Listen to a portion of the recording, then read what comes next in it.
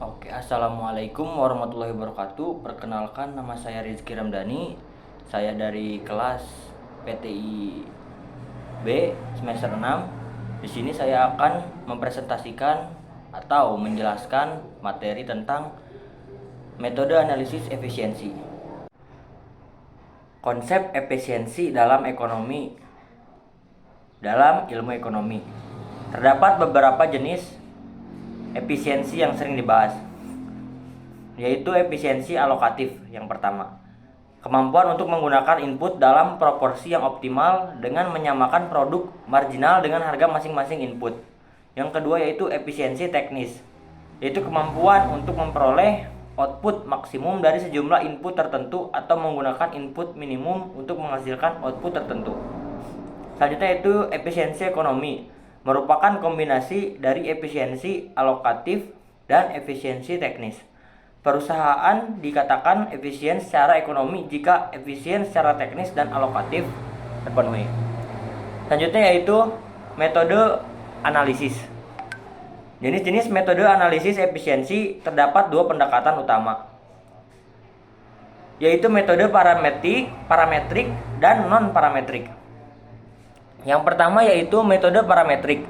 Metode ini mengasumsikan bahwa terdapat hubungan fungsional antara input dan output yang dapat diestimasi dengan teknik ekonometrik.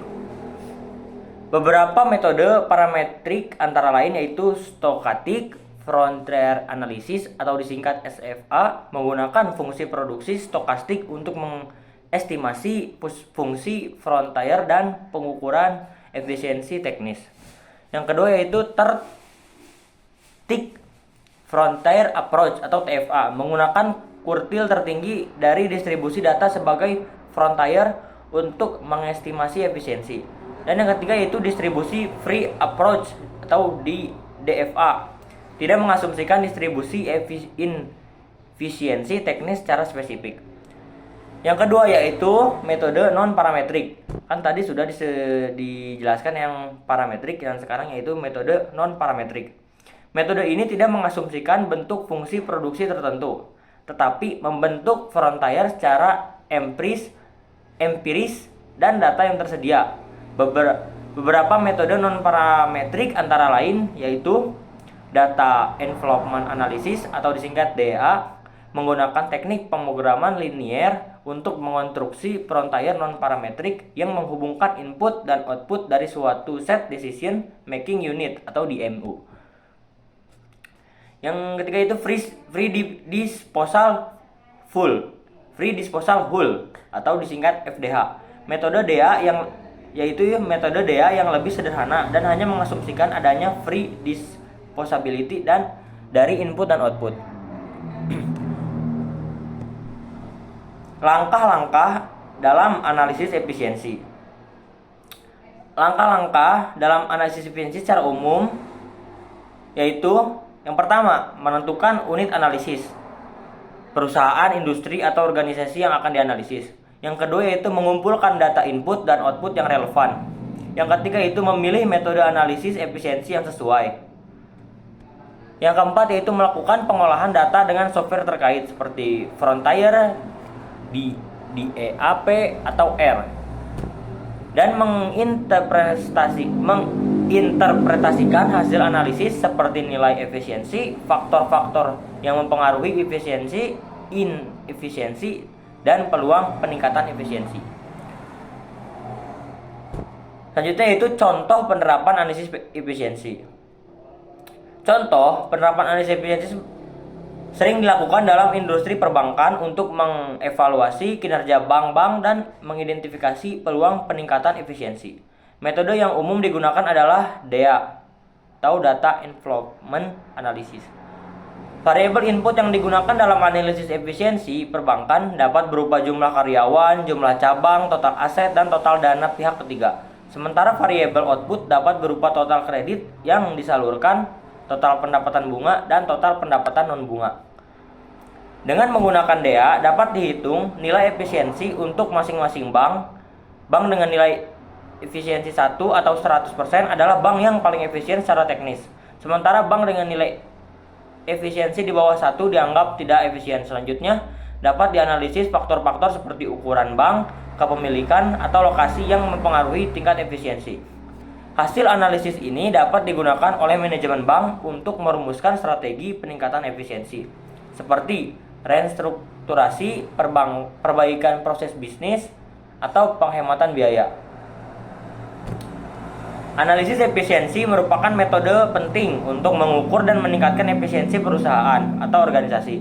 Dengan mengetahui tingkat efisiensi, perusahaan dapat mengidentifikasi faktor-faktor penyebab inefisiensi dan merumuskan strategi yang tepat untuk mengoptimalkan penggunaan sumber daya, menurunkan biaya, meningkatkan produktivitas, dan pada akhirnya meningkatkan daya saing dan profitabilitas. Kita memahami efisiensi dan pentingnya analisis. Efisiensi adalah kunci kesuksesan bagi perusahaan.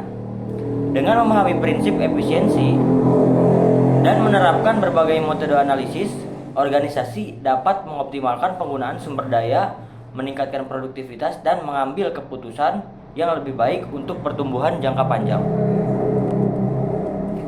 Yang kedua yaitu metode analisis efisiensi, pendekatan tradisional.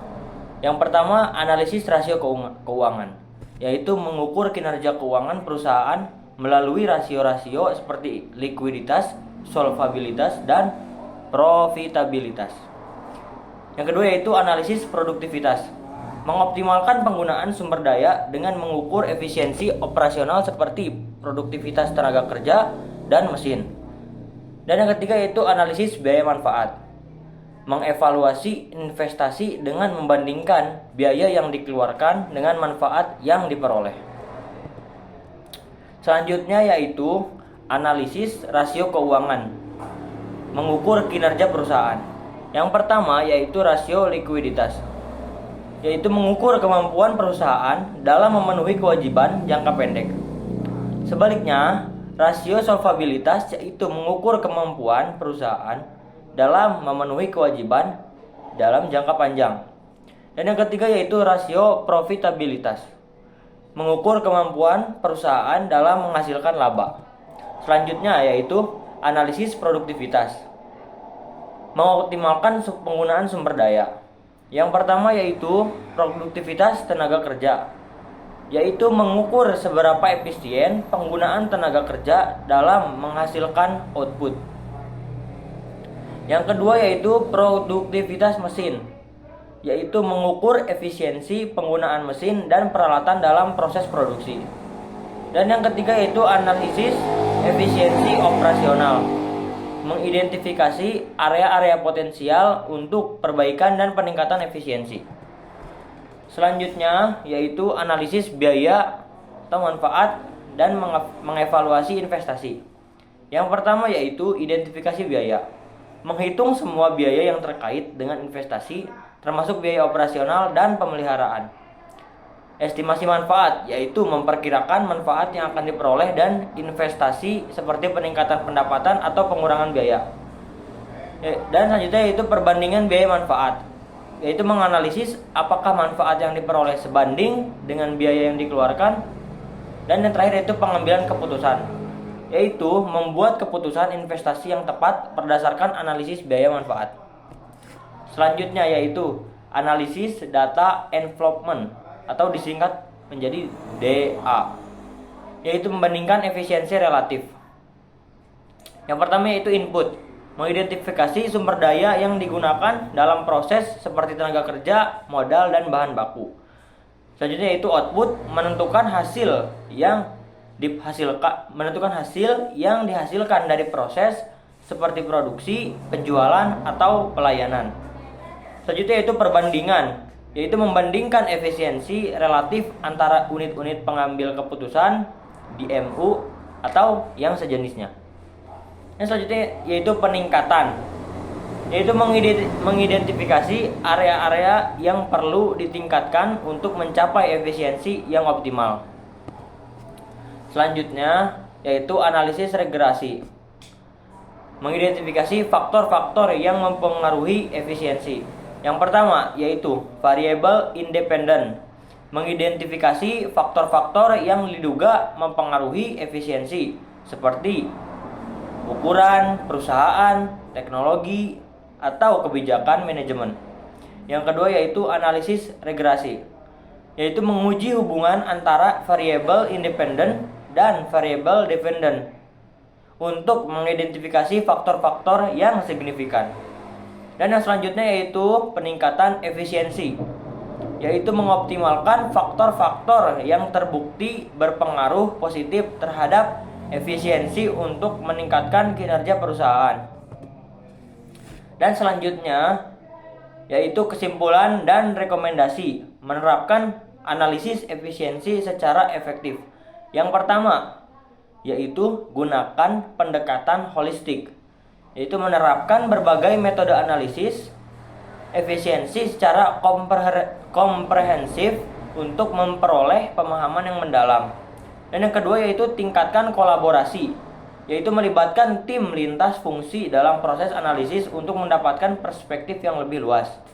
Dan yang terakhir, buat keputusan strategis. Gunakan hasil analisis efisiensi untuk mengambil keputusan strategis yang mendorong pertumbuhan dan keberlanjutan perusahaan.